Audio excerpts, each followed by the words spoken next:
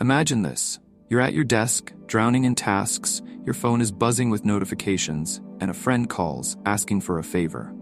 You want to say no, but the words won't come out. You're stuck, overwhelmed, and saying yes to yet another thing that doesn't really matter. Sound familiar?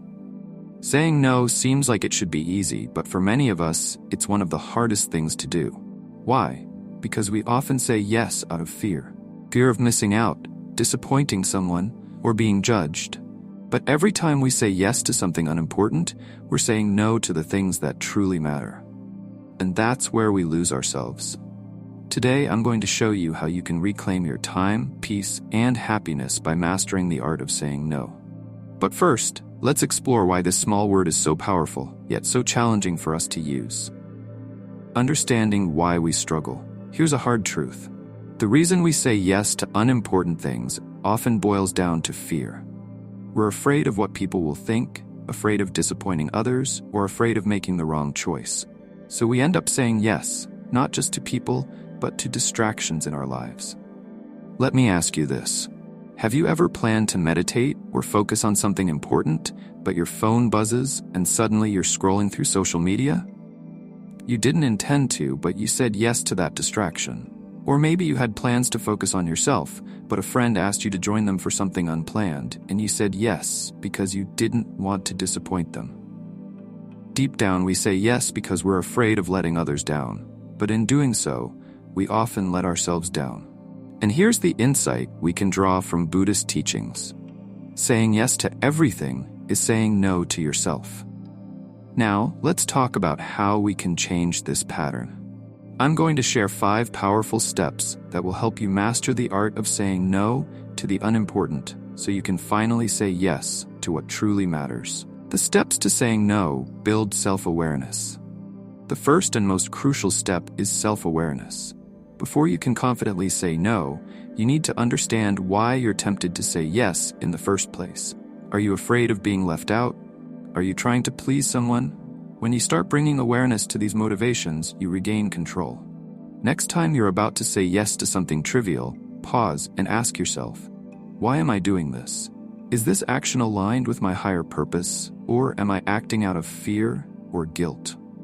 The more you ask yourself these questions, the easier it becomes to see through the clutter of unimportant things.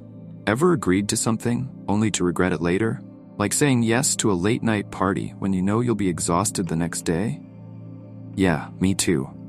But that's where self-awareness comes in. It helps us catch those moments before they happen. Cultivate self-discipline. Let's be honest, saying no requires discipline, and discipline is tough. It often means turning down things we enjoy. But here's the thing, if you want to focus on what truly matters, you must have the courage to say no to distractions. Imagine this. You've set aside time to meditate or read, but then a friend invites you to a gathering. Deep down, you want to go, but you know that your time spent meditating is far more valuable for your spiritual growth. In moments like these, it takes discipline to say no and honor your priorities. And here's a tip. You don't have to give long explanations.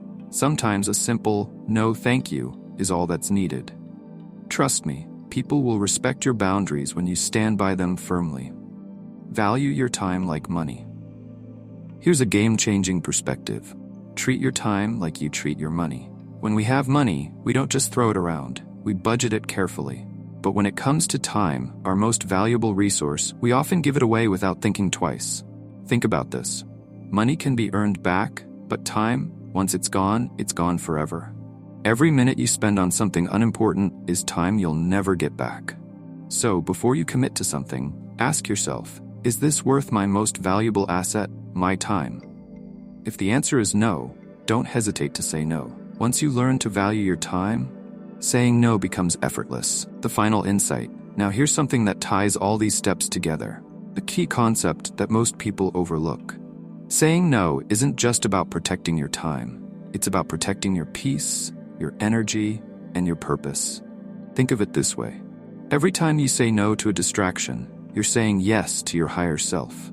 You're giving yourself the space to grow, to reflect, and to focus on what truly brings joy and meaning into your life. It's not always easy, but here's the good news. Saying no is a skill that gets stronger with practice. The more you do it, the more natural it becomes. Start small. Say no to that one distraction, that one unimportant task. Over time, you'll watch your life transform as you reclaim your focus, your peace, and your happiness. So if you found these steps helpful and are ready to take this practice to the next level, I encourage you to check out my next video on the power of compounding. It's a game changer when it comes to understanding how small, consistent efforts can lead to massive success over time. Trust me, you won't want to miss it. Until next time, stay mindful and stay strong.